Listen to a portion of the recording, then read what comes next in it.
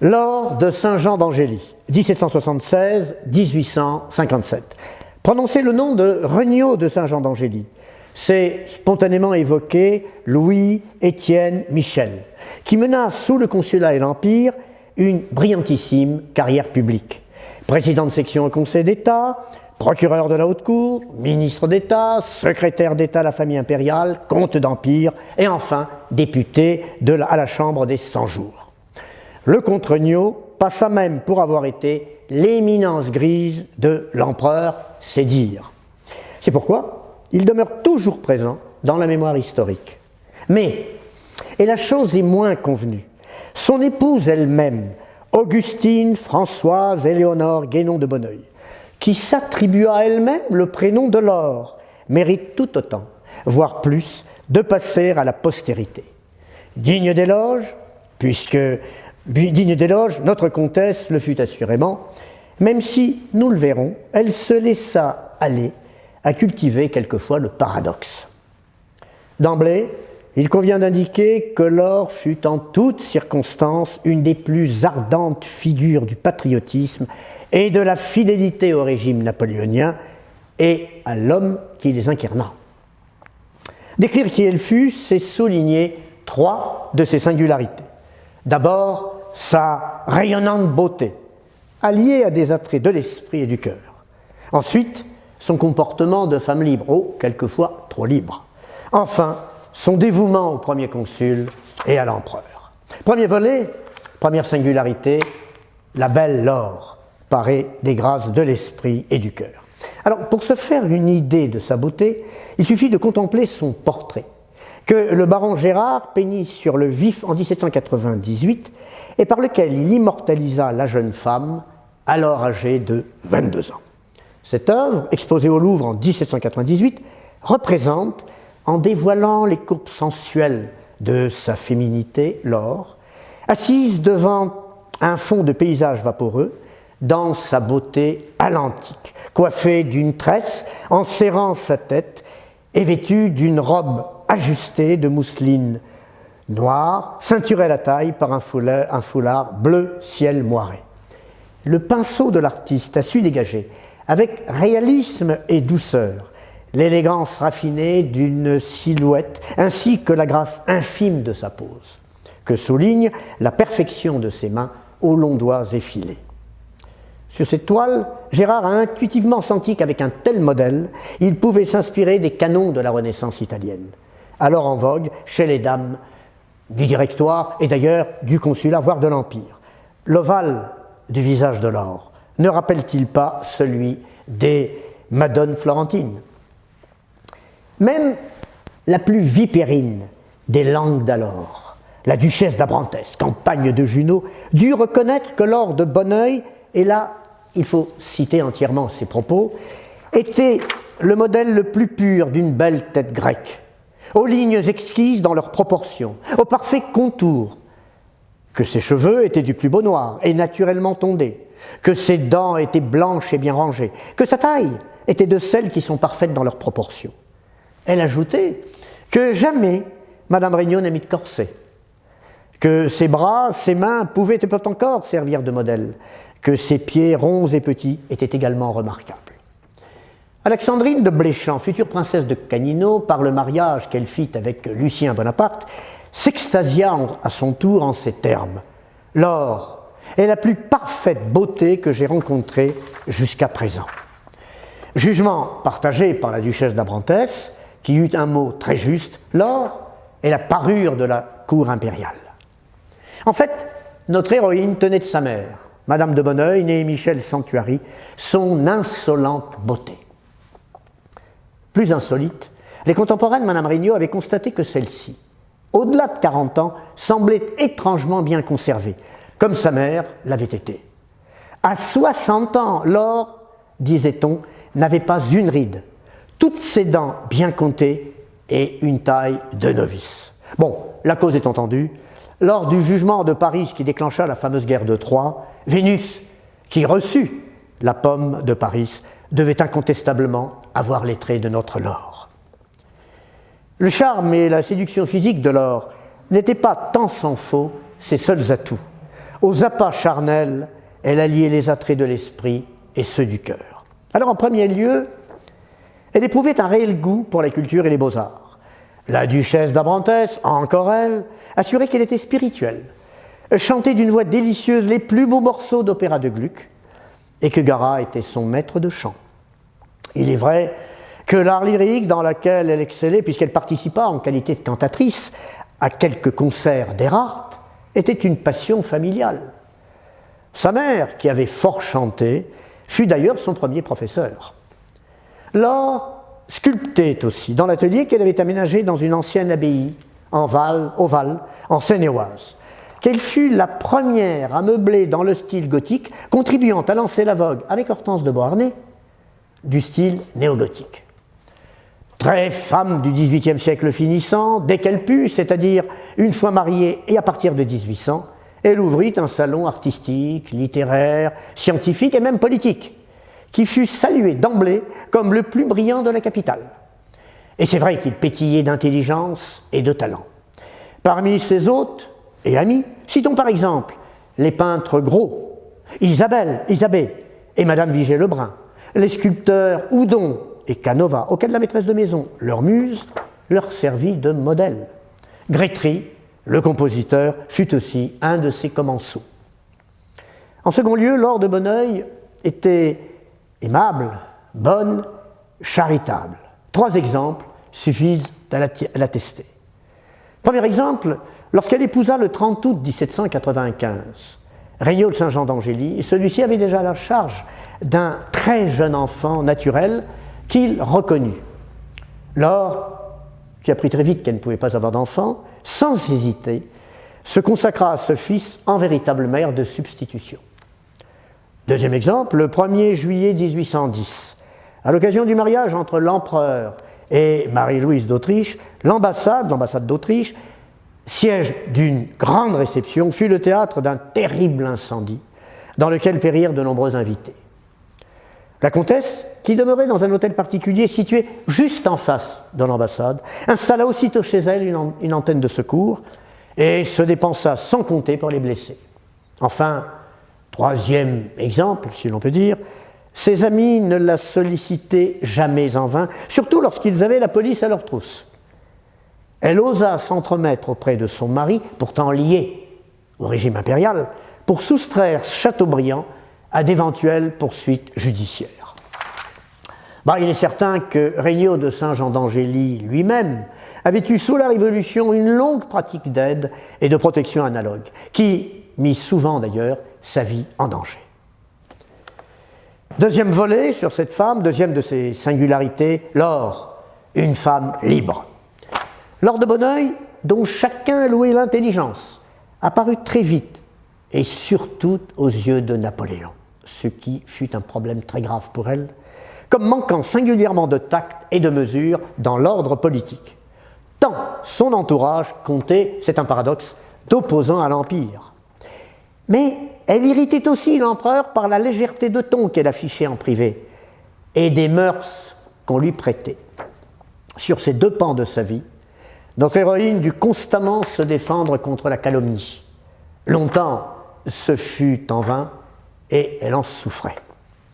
Alors, le premier point, s'agissant de ce qu'on pourrait appeler le délit de mauvaise fréquentation politique qui lui fut imputé, il est clair que Laure s'en souciait comme d'une guigne, étant, on sent fort intérieur, viscéralement attachée au régime napoléonien et à son chef. Elle croyait que cela suffisait et que c'était une protection, un bouclier. Le malheur, pour elle, voulut que Napoléon ne le sût pas avant sa chute. Dès le consulat, en effet, Bonaparte se méfia de Madame Regnault de Saint-Jean d'Angély, convaincu qu'elle tenait, à l'instar de sa mère, pour les Bourbons. Or, cette dernière, effectivement de notoriété publique, était un agent du comte de Provence, le futur Louis XVIII. L'empereur n'ignorait pas non plus que le mari de Laure, qu'elle chérissait, et avec lequel, circonstance aggravante, elle entretenait des relations de complicité, avait été suspecté d'avoir entretenu, sous la Révolution, des relations suivies avec les contre-révolutionnaires. On lui attribua même un rôle de premier plan dans l'insurrection royaliste du 13 Vendémiaire, qu'avait écrasé un certain Bonaparte. Notre comtesse tint effectivement dès le consulat un salon marqué au sceau d'un, comment dirait-on, d'un imprudent éclectisme, puisque réunissant, à côté de quelques partisans du régime, naturellement, des affidés de la maison des Orléans, des sectateurs du royalisme intransigeant, et, pire, des émigrés rentrés d'exil avec tous les préjugés et les haines de leur caste. Était-il judicieux, alors que nos armées étaient en guerre, de fréquenter ostensiblement Juliette Récamier et Germaine de Staël, toutes deux soupirant pour la victoire des coalisés? De même, Benjamin Constant et Seigné de Lafayette, sur une ligne politique voisine, furent eux aussi de ses familiers. On doit se demander comment elle, qui portait son patriotisme en sautoir, avait-elle pu prendre du plaisir, purement intellectuel, à frayer avec de telles mauvaises gens. Elle commit également d'autres maladresses, franchement inexcusables pour l'épouse d'un des plus proches collaborateurs de l'empereur. Par exemple, convié dans son salon, en 1809, Metternich, ambassadeur d'Autriche, alors que la situation entre Paris et Vienne se tendait, jusqu'à laisser présager une guerre prochaine.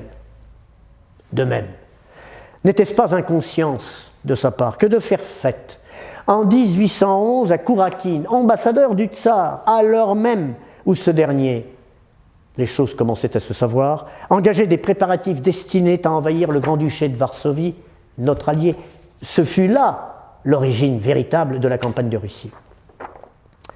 Apparemment, elle qui connaissait pourtant tout le monde, ne redoutait pas Fouché, qui la calomniait ouvertement pour nuire, non pas à elle d'ailleurs, mais à son mari qu'il jalousait. Deuxième point, de surcroît, indépendamment de cet aspect politique des choses, l'empereur avait ouvert contre la comtesse un autre procès, fondé sur une accusation de mœurs dissolues. Alors, certes, peu de femmes du monde avaient impunément traversé le libertinage de l'Ancien Régime, de la fin de l'Ancien Régime, puis l'affranchissement des mœurs sous la Révolution jusqu'à la Terreur, suivi de la licence vicieuse, scandaleuse sous le Directoire. Certaines, sans même verser dans la débauche, l'acceptaient autour d'elle. Laure fut de celle-là. Elle avait vu, et c'est une excuse, elle avait vu sa mère croquer à pleines dents certains fruits défendus. Madame Michel de Bonneuil avait su concilier son métier d'agent au service des princes avec celui de femme galante. Bien entendu. Parce que plus belle que toutes les femmes de son temps et de son monde qui étaient vertes de jalousie, la comtesse souffrit de leur sous-entendu fielleux. Bien entendu, dans cet ordre d'idées, comme au plan politique, elle pécha par légèreté. Traînant dans son sillage nombre d'adorateurs, elle était flattée de la cour empressée qu'il lui faisait, en tout bien tout honneur pourtant. Mais par tempérament, et aussi, curieusement, par bonté, elle jugeait qu'elle n'avait pas à se montrer cruelle avec eux.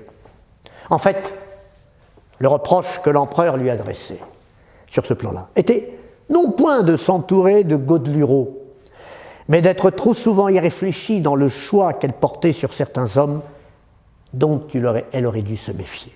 Ainsi, se liait-elle d'une amitié sincère, sans plus, mais son exploitation par Fouché irritait l'empereur, avec Joseph Bonaparte, le frère aîné de l'empereur. Ainsi, autre exemple, et celui-ci lui coûta cher, jeta-t-elle les yeux sur le jeune prince de Saxe-Cobourg, qui avait 11 ans de moins qu'elle, et dont le père était membre de la Confédération du Rhin. Laure, contrairement à tout ce qui fut dit, ne devint pas sa maîtresse, malgré les insinuations de Fouché. Et ce qui ne fut finalement au pire que marivaudage gratuit avait néanmoins exaspéré Napoléon. Nul n'ignore en effet que celui-ci, dès l'orée du consulat, était convaincu que le nouveau régime, étant issu de la Révolution, de ses troubles, de ses destructions morales et autres, devait impérativement gagner en respectabilité auprès de l'Europe des rois. Et il pensait que la durée de son propre gouvernement était à ce prix. Il se devait donc, ce qu'il fit, de sanctionner ce qu'il tint pour une inconvenance commise par l'épouse d'un de ses plus grands dignitaires, qui avait pu donner aux cours étrangères une piètre opinion de la moralité des dames de l'Empire. lors d'une soirée à Neuilly, invitée et organisée par le couple Murat, l'empereur apostropha la coupable en ces termes. « Savez-vous, Madame Regnault, d'ailleurs le titre de comtesse venait brutalement de disparaître, que vous vieillissez terriblement, et ce devant tout le monde ?» L'intéressé, on l'imagina, marqua un peu le coup. Mais elle répliqua, tout de même, non moins fortement et avec une certaine impudence, et en faisant une révérence extraordinaire, qui était un de ses charmes, et qui rendait fou, et les hommes, et en particulier l'empereur, ce que votre majesté me fait l'honneur de me dire serait bien dur à entendre si j'étais d'âge à m'en fâcher. Certains courtisans ont cru entendre aussi, et si je n'avais pas de miroir. Cette scène eut lieu en 1808. Laure avait 32 ans, et sa beauté n'avait nullement pâli. Personne ne le niait, réellement habité par le désir de plaire et de séduire. Elle n'hésita pas, par exemple, à revêtir à l'occasion d'une soirée à Tours une robe provocante, qu'on a décrite fort légère, très décolletée, et dont la fente laissait voir la jambe, probablement 3 cm de jambe, mais c'était suffisant. On l'a, naturellement, crédité d'un nombre impressionnant d'amants. Joseph Bonaparte, oui, lui-même, le propre secrétaire de son mari, des officiers, des diplomates, on ne les comptait plus, et Talleyrand lui-même. Elle ne fit en réalité que coqueter avec eux, mais ce qui suffit pour faire jaser. Fouché rapporta à l'empereur le surnom qui lui fut un jour donné, mais c'est lui qui a créé ce surnom, l'aura qui voudra, tout un programme. Napoléon était généralement à l'écoute des ragots, et en l'occurrence des ragots malveillants qui couraient sur elle. Et il se résolut un jour à lui interdire, mais un court instant, un court moment, l'entrée de ses palais. Mais on sait aujourd'hui, depuis les travaux de Jean Savant, que l'animosité et l'ostracisme que la comtesse Regnault subissait de la part de l'empereur avaient une autre origine. Napoléon lui-même, oui, et pourquoi pas, lui fit aussi des avances. Lui fit aussi des avances qui furent régulièrement, sèchement repoussées par Laure. Elle refusa toujours de se donner à lui ce qu'il ne lui pardonna jamais. Et pourtant, elle demeura sans rancune, ne cessant, ultime paradoxe, de sacrifier son amertume au culte de l'empereur. Dernière singularité, la plus belle, la plus émouvante, Laure, gardien du souvenir napoléonien. C'est à Milan, lors de la campagne d'Italie de 1796-97, que Laure, alors jeune mariée, qui venait d'épouser Saint-Jean d'Angély, qu'elle accompagnait, il était administrateur des hôpitaux de l'armée, rencontra pour la première fois Bonaparte. Ce fut pour elle un véritable coup de foudre. Elle raconta plus tard, quand, à Milan, pour la première fois, il s'approcha de moi. Je voulus le regarder. Un nuage couvrit mes yeux. Peut-être était-ce ce rayon sortant des siens. Quelles que fussent les péripéties qui émaillèrent dès le consulat la vie de Laure, celle-ci s'était attachée définitivement au sort de Napoléon, d'ailleurs à l'instar de son mari. C'est toujours dans les circonstances dramatiques, tragiques même, qu'apparaît la véritable nature des hommes, des femmes aussi. Or, plus le régime impérial était menacé, plus Laure et son époux manifestaient ouvertement sa fidélité à Napoléon. En 1814, les deux se trouvaient à Blois, auprès de l'impératrice Marie-Louise, lors de la première abdication de l'empereur à Fontainebleau. Le couple n'envisagea pas un instant de se prostituer auprès de Louis XVIII, comme le firent tant de hauts dignitaires civils et militaires pour quémander un vague sauf-conduit éventuel. Notre héroïne jugeait que ce revenant, parce que rentré dans les fourgons de l'ennemi d'outre-Manche, était indigne de régner sur la France. D'ailleurs, les soldats de la vieille armée surnommaient Louis XVIII « gros cochon », non à cause de son physique, mais parce qu'il avait osé se proclamer le débiteur de l'Angleterre. Le mépris que Laure ressentait pour ce souverain s'accrut lorsqu'elle apprit, et elle l'apprit très vite, qu'à son débarquement à Calais, celui-ci était flanqué d'un des fils du comte d'Artois, son frère, qui devint le futur Charles X. Son fils était revêtu d'une tenue d'officier anglais. C'est l'ignominie des ignominies pour un patriote français. Depuis longtemps, notre comtesse avait pris conscience que les notions de patrie et de nation étaient étrangères aux royalistes, mais à ce point, elle en était interloquée. Sous la première Restauration, Madame Regnault transforma son salon en foyer bonapartiste. Comme d'autres dames, Hortense de Beauharnais, Madame de Souza, Madame Hamelin, elle complota pour faire revenir l'empereur de son exil helbois. En fait, elle frondait le nouveau régime par des épigrammes et des quolibets qui circulaient sous le manteau. Ni elle, ni son mari ne crurent un instant aux assurances libérales prodiguées par les Bourbons et leurs sbires. Ils eurent raison, puisque ceux-ci mirent rapidement à l'index nombre d'anciens révolutionnaires qui étaient devenus des dignitaires du Premier Empire, tels Cambacérès. À Elbe, Napoléon eut écho de la résistance qu'opposait au pouvoir la comtesse Laure de Bonneuil. Il aurait fait cette confidence: si cela est vrai, ne négligez pas la comtesse Regnault. Il y a en elle autant de grandeur d'âme que de grâce. C'est éponyme avec son héroïsme et sa jolie figure. Ah, il fallait une révolution pour qu'on la jugeât convenablement. En fait, dans son esprit, cela signifiait: il fallait une révolution pour que moi, je la jugeais convenablement. Dites-lui que je l'estime autant que je l'aime. Son mari a toute ma confiance.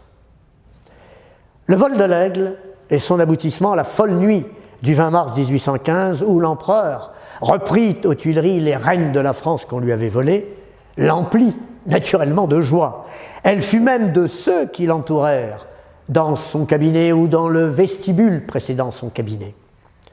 Il est même vraisemblable que quelques heures plus tôt, notre belle comtesse fut présente au palais en compagnie d'autres épouses d'anciens dignitaires impériaux pour découdre à genoux et robes retroussées les fleurs de lys qui avaient été cousues dans la précipitation sur les abeilles impériales tissées aux quatre coins d'un grand tapis de la Savonnerie.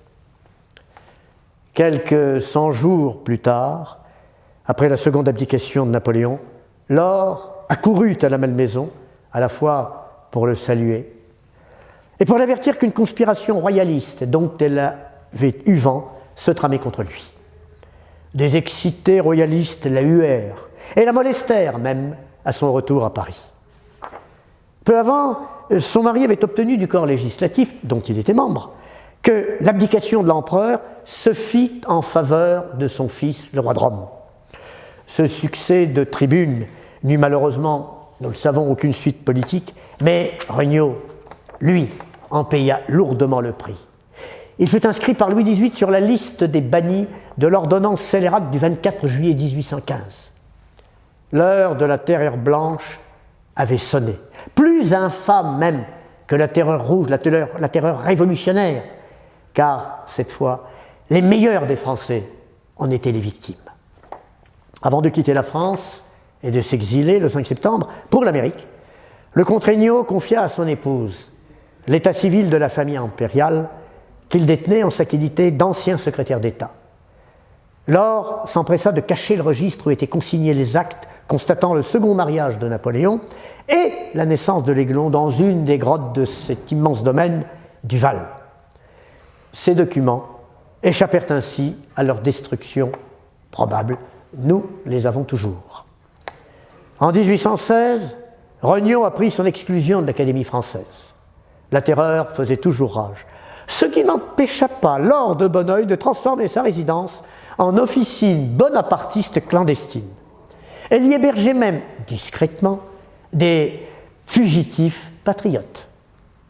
Pendant ce temps, l'empereur, prisonnier à Sainte-Hélène, à qui le général Bertrand avait rappelé combien Madame Regnault lui avait montré d'attachement durant son séjour à l'île d'Elbe, répondit en souriant, mais avec l'accent du regret, avec l'accent du remords: « Pauvre femme, et moi qui l'avais pourtant si maltraitée. » Les rapports de police qui faisaient état de conciliabules des dames Regnault et Hamelin s'empilaient dans les locaux de l'administration jusqu'à troubler le sommeil et la digestion du roi Podagre.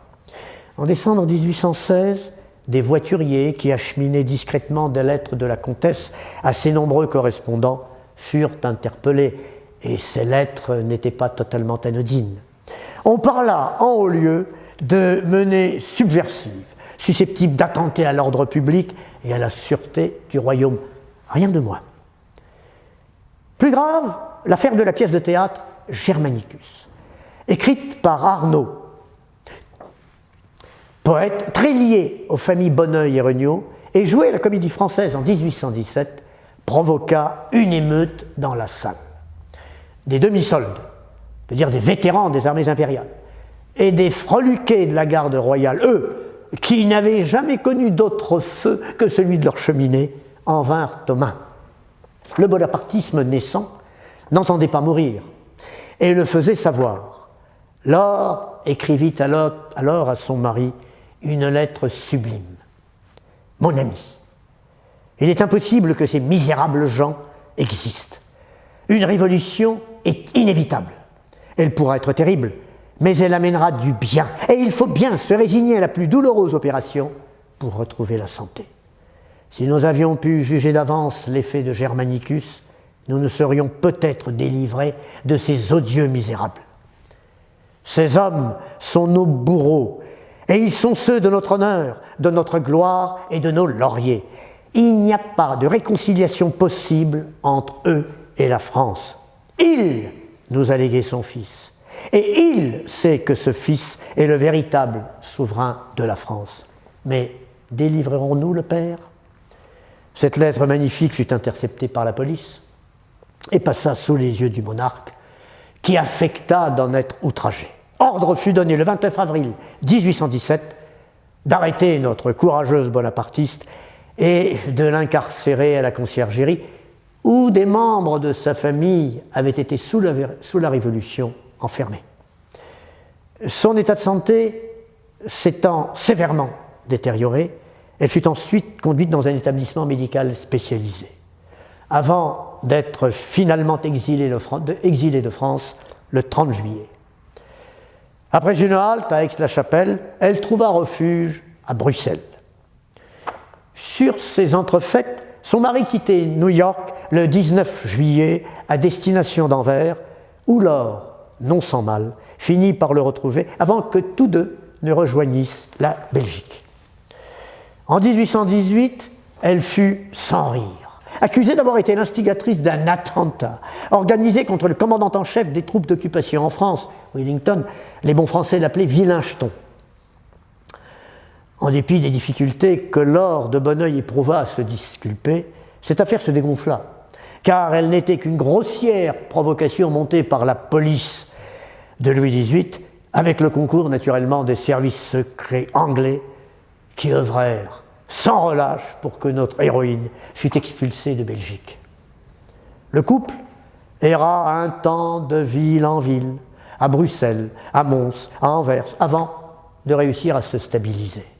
Laure put enfin s'occuper avec abnégation de son mari, dont la santé s'était brutalement et gravement dégradée.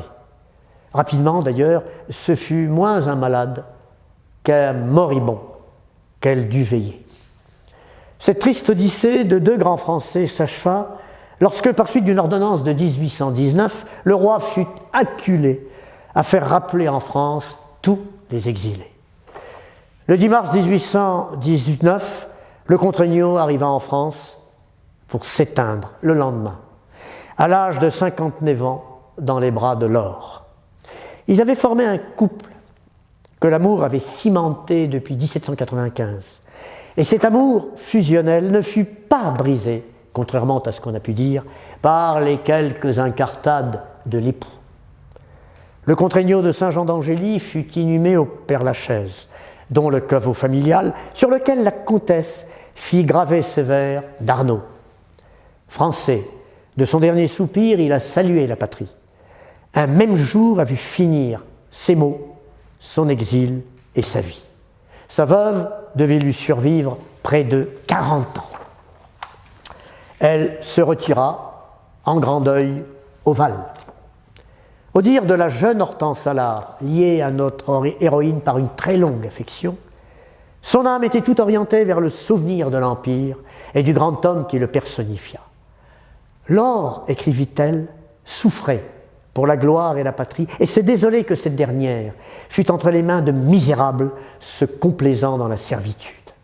Cette femme, digne de l'Antiquité, indomptable comme la mère des Gracques, entreprit, usant de toutes ses forces, d'exalter plus que jamais l'Empire et, souvent, chanson de Béranger aux lèvres, de diffuser partout la légende napoléonienne. Ses amis s'émerveillaient que de toutes les dames de l'ancienne cour, elle demeura la plus courageuse, la plus déterminée, la plus fidèle et la plus zélée des propagandistes du régime déchu. Il se souvenait d'ailleurs de ses relations heurtées avec Napoléon et ne l'en admirait que plus. Un jour de l'année 1821, notre Laure poussa un cri effroyable et fut trouvée chez elle dans un état de prostration qui dura plusieurs jours et qui fit craindre pour sa vie. Elle venait d'apprendre que les souffrances de l'empereur infligées par les Anglais avaient pris fin.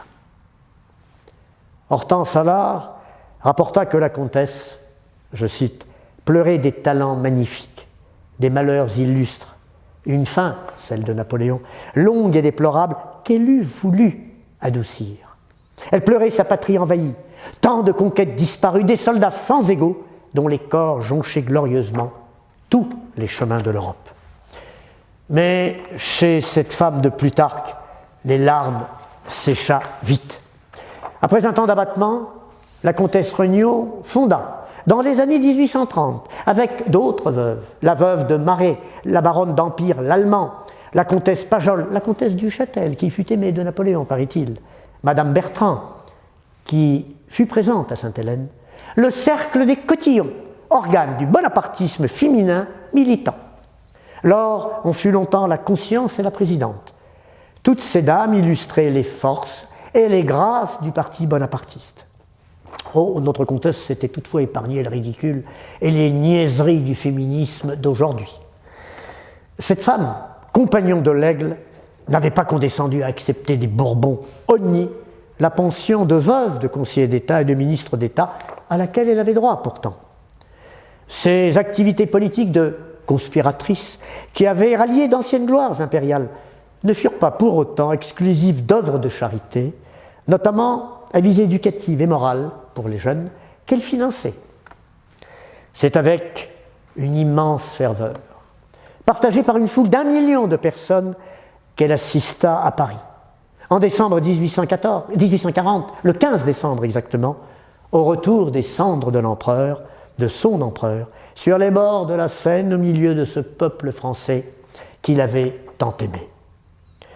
Si elle s'était évidemment félicitée en 1830 du départ précipité du dernier Bourbon, Charles X, l'instauration de la monarchie de Juillet la laissa de marbre. Parce que profondément française, elle n'était que bonapartiste. D'ailleurs, disait-elle, si le drapeau national à 3 couleurs était revenu, il y manquait quelque chose au sommet de sa hampe. Persigny, un des premiers compagnons de route de Louis-Napoléon Bonaparte, dont Laure suivait avec émoi le parcours politique, écrivit « À l'époque de Louis-Philippe, le parti bonapartiste était peu de choses. C'était un culte plus qu'une idée. Il tenait tout entier dans le salon de madame la comtesse Regnault de Saint-Jean-d'Angély. » De l'empereur, Laure finit par oublier ses rebuffades pour ne se souvenir que de ses bienfaits, de sa position sociale et de celle de son mari, des jours lumineux et glorieux de l'ère napoléonienne à laquelle désormais elle s'identifiait entièrement. En vérité, elle fut la Vestale qui entretint la flamme sacrée du souvenir napoléonien. C'était là d'ailleurs son unique horizon. On s'en doute. L'accession au pouvoir de Louis-Napoléon Bonaparte, ce jeune homme qu'elle couvait de loin, l'enthousiasma. Elle n'avait donc pas lutté ni conservé en vain la garde de ce drapeau qui fit hier le tour de l'Europe. Désormais, la comtesse Regnault pouvait ouvertement reporter sur le neveu l'indéfectible dévotion qu'elle eut pour l'oncle. Cette femme et tous les mamelouks, comme on disait, en l'occurrence les anciens du régime impérial qui sont restés fidèles à la cause impériale, furent de ceux qui poussèrent Louis-Napoléon Bonaparte à coiffer la couronne impériale. Être président de la République ne leur suffisait pas. Notre comtesse participa par des opuscules et des documents divers aux campagnes plébiscitaires de 1851 et 1852 et elle eut le bonheur fou de connaître le rétablissement de l'Empire avec celui des aigles au sommet des drapeaux. Napoléon III, sur le trône de France, fut la tardive récompense de sa longue fidélité. Petite joie complémentaire. À peine accédant au trône, le nouvel empereur l'invita à une réception aux Tuileries avec d'anciennes beautés du Premier Empire. Elle le remercia le lendemain, très chaleureusement, en lui disant « Je vous remercie d'autant plus que je n'étais pas entré dans ce palais depuis 37 ans. » Cette héroïne des temps anciens avait accompli son destin. Désormais, elle pouvait mourir. Le 8 février 1857, Madame la comtesse Regnault de Saint-Jean d'Angély s'éteignit à l'âge de 81 ans, enfin en paix avec elle-même. Elle repose, aujourd'hui encore, au Père-Lachaise, aux côtés de son époux. Lorsque cette belle âme, toute bonapartiste, prit son envol pour l'ultime voyage, il en est, dit-on, sans doute des poètes, qui aperçurent un aigle géant la guidant jusqu'au plus haut des cieux à la rencontre de ce demi-dieu mythologique que fut pour elle l'empereur Napoléon.